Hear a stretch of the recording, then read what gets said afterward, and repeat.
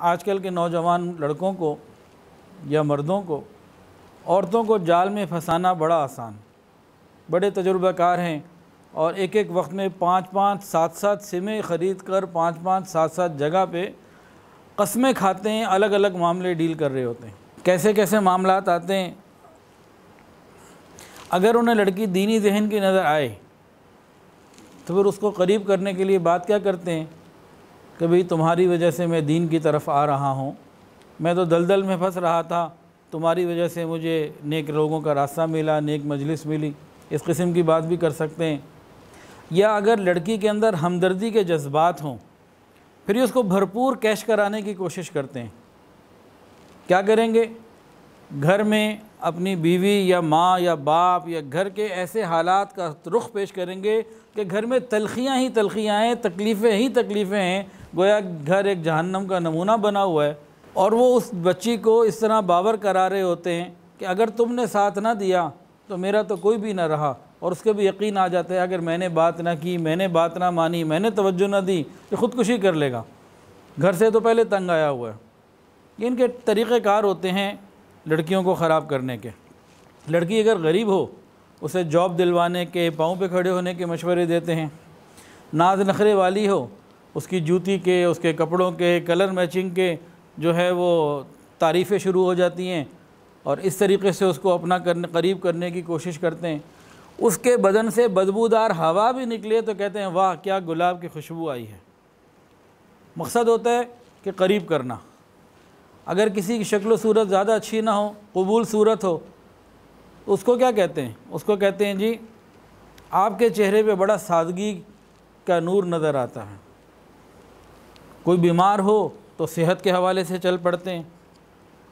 और अगर कोई मोटी हो, ओवरवेट हो, कि जी आपकी सेहत का राज क्या है, कौन से विटामिन आप यूज़ करती हैं, उसकी दुखती रग पर हाथ रख कर करीब करने की कोशिश करना।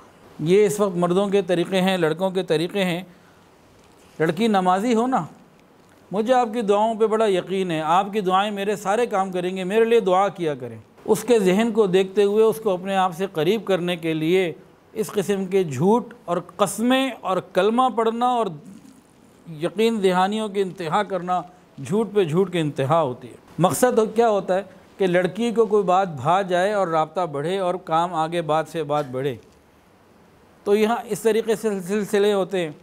और जब लड़की बेझिझक, वो लड़की हो या औरत, जब बेझिझक बात करना शुरू कर देती है तो फिर अगले मरहले में आते हैं कि जी आप मुस्कुरा के ना देखें या आप ज़रा मुस्कुरा के देखें। हर तरह का दांव चलता है।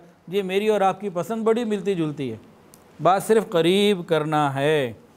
और जब वो लड़की या औरत अपनी ज़ाती ज़िंदगी की बातें शेयर करना शुरू कर दें, वो समझ जाते हैं अब ये परिंदा जाल में फंस जाएगा। अब अगला मरहला क्या होता है, उसको कहते हैं जी मेरी नीयत बुरी नहीं है, आपसे मोहब्बत हो गई है, मैं को आम आदमी नहीं हूँ, आम लड़का नहीं हूँ, ऐसे वैसे नहीं मैं कहीं चला जाता, बस आपका बड़ा मेरे दिल में मकाम है, बड़ा एहतराम है।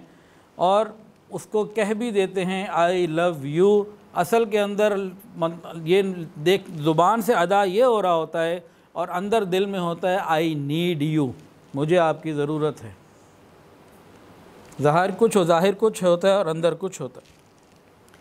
अब जब ये मरहले आगे बढ़ते हैं ना, स्टेप बाय स्टेप चीज़ें चल रही होती हैं, फिर अगला मरहला क्या होता है, जब देखते हैं कि भाई काफ़ी क़ुर्बत हो गई है, अब वो उसको अपनी फ़र्ज़ी दास्तानें सुनाएंगे, गम की, इश्क की, शादी में नाकामी की, ज़िंदगी में नाकामी की। अब इस तरह की स्टोरियाँ चलेंगी मुख्तलिफ़, कहीं कोई या किसी से कोई और किसी से कोई, इस तरह से मामला चलेगा। जब वो लड़की या औरत सुनने लग जाए तो उसके बाद फिर कि जी मैंने आपको रात को ख्वाब में देखा या मैंने किसी को ख्वाब में देखा और ख्वाब में मैंने उसके साथ ये किया। और जब वो लड़की या औरत वो सब बर्दाश्त करने लग जाए, सुनने लग जाए, समझते हैं हमारा रास्ता आसान होता जा रहा है, मंजिल करीब आती चली जा रही है। फिर तस्वीरों का शेयर करना और इसके अलावा मज़ीद और चीज़ों के ऊपर बातचीत करते करते फिर अगले मरहले आते हैं मुलाकात के, कि अब तन्हाई में मुलाकात करनी है। फिर जब ये मुलाकातें शुरू हो जाती हैं और कोई भी मर्द या कोई भी लड़का किसी और लड़की से या औरत से एक मरतबा अपनी शहवत पूरी कर ले तो ये उससे दोबारा शादी के लिए कभी तैयार नहीं होता। कई रीज़न्स हैं। एक रीज़न ये होती है कि इनके दिल में ये आता है कि जिसने माँ बाप के घर में रहते हुए या शौहर के घर में रहते हुए अपने ख़ानदान की इज़्ज़त ना रखी, मेरी इज़्ज़त कहाँ रखेगी। तो वो इज़्ज़त तो ख़राब कर देते हैं, लेकिन कभी अपनाने के लिए तैयार नहीं होते। तो लेके चलते हैं जब तक चल सके। फिर माहौल 2-3-4 साल चलता है ये, फिर ये मरहलावार स्टेप वाइज इसको ख़त्म भी करते हैं। ये जो रिलेशन कायम होते हैं ये मरहलावार होते हैं, इकट्ठे नहीं हो जाते, पहले ही दिन नहीं हो जाते। और फिर ये ख़त्म भी इसको मरहलावार करते हैं। क्या करते हैं जी? स्टेप नंबर 1, पहला मरहला क्या होता है जब ख़ात्मे की तरफ मामला चलता है? यूज़ द गर्ल, कि बच्ची को इस्तेमाल कर लो, जहाँ कर सकते हो, जितना कर सकते हो, जैसे कर सकते हो। वक्त को गुजारो, टाइम पास करो, उसको बुराई के लिए, गुनाह के लिए मजबूर करो। जब वो सिलसिला चल पड़ता है तो सेकंड जो मरहला है, एब्यूज़ द गर्ल, उससे कहना कि तुम्हारे बगैर मेरी ज़िंदगी नहीं, तुम मेरे पास ना आई मैं पंखे से लटक जाऊंगा, मैं ख़ुदकुशी कर लूँगा, मैं ये कर लूँगा, और तुम्हारे नाम का ख़त लिख के मैं जेब में डालूँगा, मरने के बाद भी निकलेगा वही। अब वो और मामला आगे जब बढ़ जाता है, वो मजबूर हो जाती है। अब उस बच्ची के रिश्ते अच्छे आ भी रहे होते हैं, माँ बाप कहते हैं बेटी ये रिश्ता आया हुआ है देख लो, वो कहती है नहीं।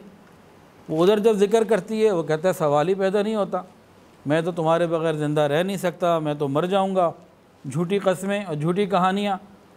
और उसके बाद ये कि अगर तुमने कर भी लिया ना तो तुम्हारी तस्वीरें और सारी चीज़ें तुम्हारे ही खाविंद को जाके दे दूँगा, तुम्हें तलाक दिलवा दूँगा, तुम मेरी बीवी बन के ही रह सकती, इसके अलावा तुम ज़िंदगी कहीं गुजार ही नहीं सकती। और बाज़ दफ़ा ये कह देते हैं कि जिस दिन तुम्हारा निकाह होगा, डोली रुखसत होगी जा रही होगी, इधर मैं ख़ुदकुशी करूँगा, मेरा जनाजा जा रहा होगा। इस तीसरे मरहले को कहते हैं कन्फ्यूज़ द गर्ल। अब उसको कन्फ्यूज़ कर देते हैं। अच्छे रिश्ते आ रहे होते हैं, बच्ची मना कर रही होती है, माँ बाप कहते हैं, वो मना कर देती है। वो ज़िद करती है मुझे इसी औबाश और ख़बीस से करनी है। माँ बाप समझाते हैं, लेकिन क्योंकि कन्फ्यूज़ हो चुकी होती है, ब्लैकमेल हो रही होती है, तो चल रहा होता है सिलसिला। माँ बाप भी बहरहाल एक वक्त आता है थक हार जाते हैं और फिर कहते हैं अच्छा ठीक है, लाओ भाई उसी को कहो आए, अपने अम्मा को भेजे, अपने अब्बा को भेजे। अब जब ये बच्ची कहती है ना कि भाई मेरे घर वाले मान गए, कई साल इसमें गुजर चुके होते हैं, अब भेजो अपनी अम्मी को, अब ये आखिरी मरहला शुरू हो जाता है रिफ्यूज़ द गर्ल। वो समझते हैं कि अब जितना मैंने इससे फ़ायदा उठाना था उठा लिया है, अब ये दरवाज़ा बंद होने लगा है, अब मुझे नया दरवाज़ा तलाश करना है। अब वो टाइम पास करते हैं जितना हो सके, जितने दिन महीने और जितना वक्त गुजर सके। अम्मी नहीं मान रही, अबू मसरूफ़ हो गए, ख़ानदान में ये हो गया और ख़ानदान में वो हो गया, तुम्हारी ज़ात ये, मेरी ज़ात वो, और ये मसला और वो मसला, हज़ारों किस्म के मसाइल आ जाते हैं जिनका लुब्बे लुबाब ये होता है कि शादी नहीं हो सकती। इस मरहले पे आके कितनी बच्चियाँ या तो ख़ुदकुशी के लिए अटेम्प्ट करती हैं, आप हस्पतालों में जाके फ़िगर्स ले लीजिए, और कितनी ऐसी हैं जो तावीज़ धागे के चक्कर में पड़ जाती हैं, कितनी ऐसी हैं जो दम और दुरूद और वज़ाइफ में पड़ जाती हैं, और कितनी ऐसी हैं जो इबादत और नमाज और दुआएं ही छोड़ देती हैं कि रब तो सुनता ही नहीं, गलती तो सारी अपनी होती। तो ये हमारे माशरे में इतना हो रहा है कि अल अमान वल हफ़ीज़। वीडियो के नीचे सब्सक्राइब के बटन पर क्लिक करें, बेल के आइकॉन पर क्लिक कीजिए ताकि हर नई वीडियो की नोटिफिकेशन आपको मिल जाए।